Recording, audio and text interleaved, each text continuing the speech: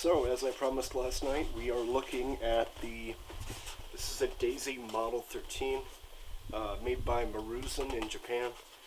I think they just call it the Mini-Uzi from the Maruzen end.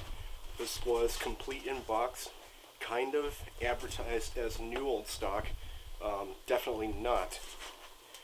So, let me go ahead and, okay, stock number 1013 from Daisy. That might also help you track one of these down.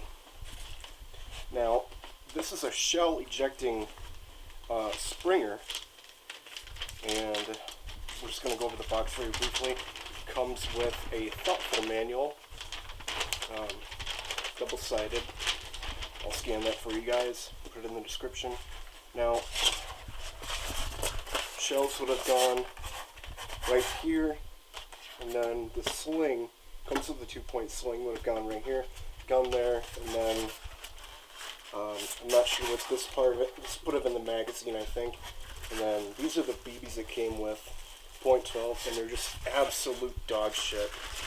So we're not going to use those. I've already tried it out. That's the box.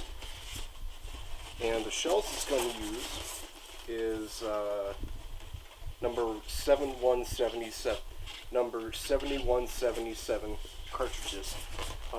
Warning that the shells are very expensive for how many you get, so that's a huge problem.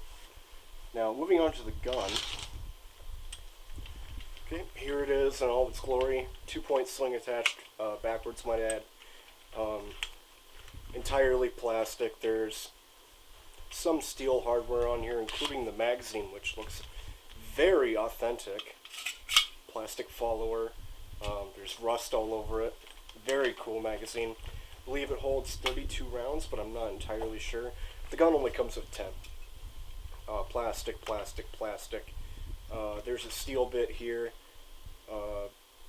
Model 13, detailed replica, 25 caliber. There's a serial number on it. Number 7020 and ASGK markings. And let me see here. That's it. Just says Daisy on it. So, 2-point sling made of canvas. It's very similar to the AR-15 sling that the Army used, or the military used. And you have to assemble the buckles and shit. Some assembly required. Fixed front sight and a fixed, well, no, it's a 2-position notch aperture rear sight, which is very unstable. It's just 2 very straight notches up. Terribly ineffective, might I add. So this isn't quite realistic. As you can tell, the cocking handle is a bit elevated. The body appears to be realistic,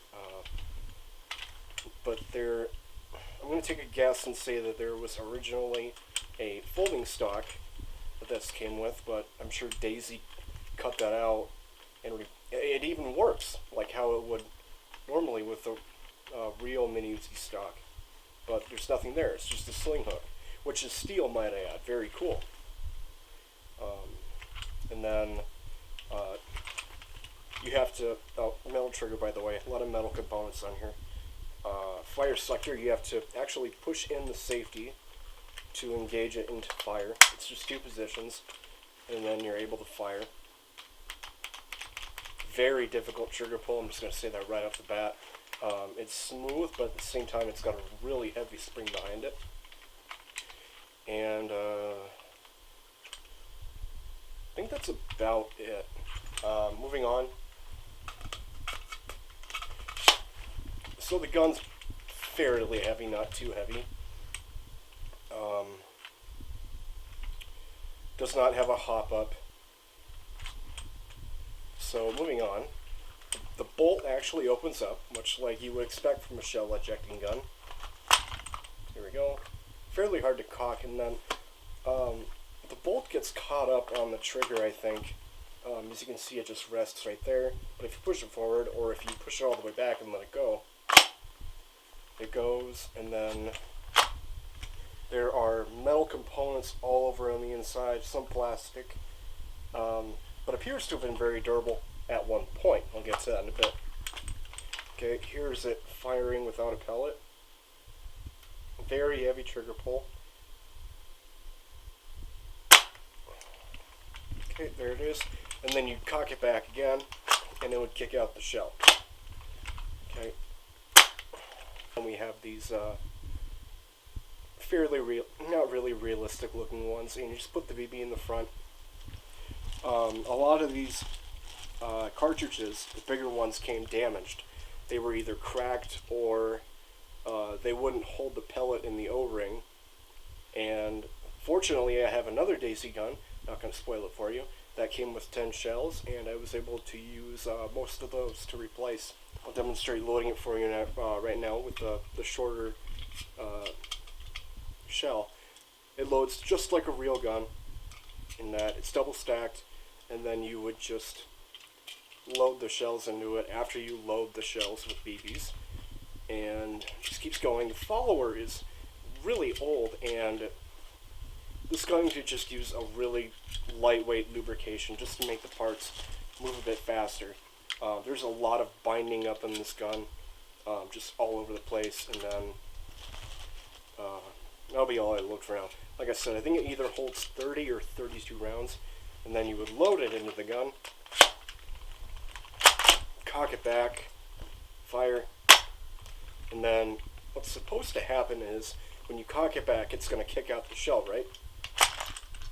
Doesn't happen.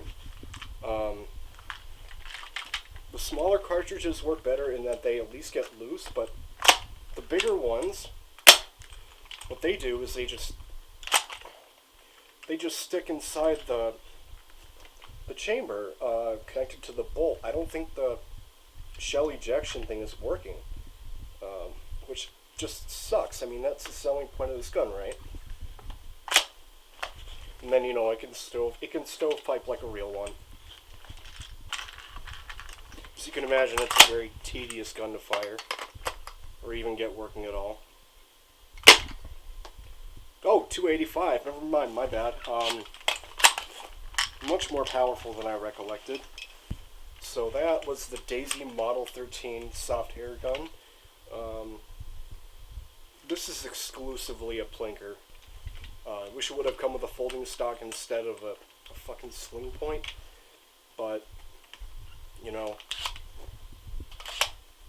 So it's a quality gun. It's not quite accurate to the real thing, but the shooting performance just doesn't seem to match up to the build quality. You got your Japanese ABS plastic, your Japanese steel, and I wish that they would have had a more realistic aperture at the back too. So, no idea what these retailed for back in the day, but yeah, 8 out of 10. Not my particular copy, but 8 out of 10. And I would recommend it. So, that was the vintage 1980s Daisy Model 13 Uzi. Thank you for watching, and hope you guys enjoyed this review.